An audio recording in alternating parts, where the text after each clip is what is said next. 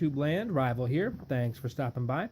As you can see, we've got a knife review on the turntable for you guys this week. What we have here is a Jeff Park Bones. This is the Midtech version. Now, I've been having my eye open for one of these for a little while now. I did not really know about the Midtech version of this. I had known about the custom version maybe a little over a year ago. I had seen some videos here and there, but I did not know a lot about the maker himself or his offerings. So sometime in the last year or so, he came out with this Midtech version of his Bones knife. For those of you unfamiliar, this is a 3.5-inch blade, full titanium. It's got a liner lock, so there's a titanium liner inset into the handle frame. It is on IKBS bearings, CPM 154 blade steel. Like I said, 3.5-inch blade. Got a sweet gear pattern backspacer, lanyard loop built into it, fold over titanium pocket clip, some amazing 3D milling into the handle here.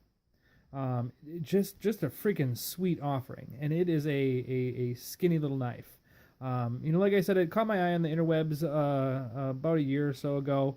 I started seeing it poke around, heard the name Jeff Park in association with Ken Onion. So he does a lot of work with Ken Onion, where he learned to make knives. This is Jeff's first knife design on his own, in his own right. And it is a doozy. It's a pretty sweet little blade. Actually, CRKT just picked up this design and launched it this year at SHOT Show. So those of you who've never seen one of these before, you're probably going to start seeing them a bit more now. Now the customs run in the $800 to $1,000 range. These Midtechs I've seen anywhere from $400 to $450, depending on who you get them through. There's a few dealers online. Jeff sells them direct on his Facebook group page. So there's lots of different ways you can get them. They all come in the same basic configuration. If you buy it from Jeff direct, you may be able to get it tricked out a little bit with some anodizing and things like that. As you can see, mine's pretty much plain. It's got plain or heavy blasted titanium, and then the flats are sanded here, flats sanded on the side of the backspacer, on the gear pattern of the backspacer, again on the back. It's got a satin on the blade. Again, it's a CPM 154 blade with a full flat grind, so it is nice and thin. The only gripe I would have about a knife like this is a knife this thin, a knife this, going for this particular kind of size and shape and such. I'd like to see a slightly thinner blade stock. It's just under an 1/8 inch, so it's by no means a fat blade. But a lot of blades are for bigger knives have that same width. So it would definitely improve slicing ability to say if it were at 0.10 or something like that instead of 0.125. So just shaving a little bit off that width, I think, would make it an even better slicer. That being said, it is a wicked slicer. This thing is like a scalpel, just with its thinness. Even at its widest point, it's under a 1/2 inch wide. So it is crazy thin, nice and long. It fits in the hand well underneath the choil. Again, I got a size medium glove, so it fits my hand very perfectly. It sets in the pocket very, very well, and being so slim and slender, does not take up a lot of room. It takes up hardly any weight at all. The weight, let me take a look here. Oh gosh, it was like under 3 ounces, I think. Oh well. Whoop. Come on, guys. 0.28 is that. That is a slim and slender knife. 0.28 ounces. 2.8 ounces. Hello. You can't read his own scale. 2.8 ounces. That is scary skinny. So you barely tell that this thing is in your pocket. The action, it is dream-worthy. Currently in my collection, this is probably the second smoothest knife I own, next to one of my G&G Hawks, which, for a knife this thin, for it to just kind of fall under its own weight like that, very remarkable. To give you a comparison on some commonly known knives, You probably may be more familiar with the ZT450. So the blade is just a hair longer. The handle is just a hair longer. But it is pretty comparable. It is a lot skinnier, and this, used to be the skinniest knife I owned. So it is definitely substantially skinnier than that 450. And this is probably a lesser known knife, but it is also another popular skinny knife for guys that are in the neighborhood of this type of collection. This is a Curtis Slimline. This is the medium slimline. So again, it's got, a 3.5 inch blade. I think this is actually technically a 3.3 inch blade. Titanium scales, but again, it's thicker at its thinnest point than this is as well.